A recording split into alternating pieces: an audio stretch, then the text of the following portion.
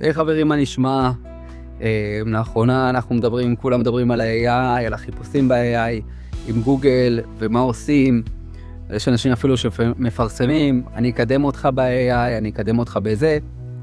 לדעתי ולהבנתי ממה שאני מכיר כבר 16 שנה בקידום אתרים, במיוחד בניקוי שטיחים, ספות, בהום סרוויס בארצות הברית.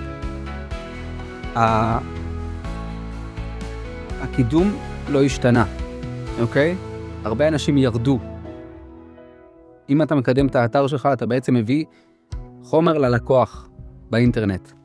אז תמשיך לעשות מה שאתה עושה, ואפילו ביתר שאת, יש תחרות, תמיד יש תחרות, התחרות תמיד גודלת, ומה שאני עושה, אני פשוט ממשיך לקדם, ולתת למי שעושה בשבילי את העבודה הזאת, או הדברים שאני עושה, כל הזמן להיות עם היד על ההדק, לראות מה כדאי, מה לא כדאי, ולהיזהר מהחומר שסתם אנשים מפרסמים באינטרנט.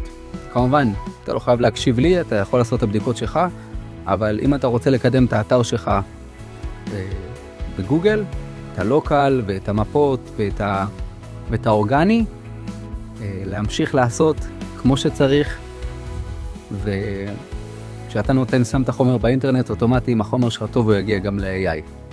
יום טוב.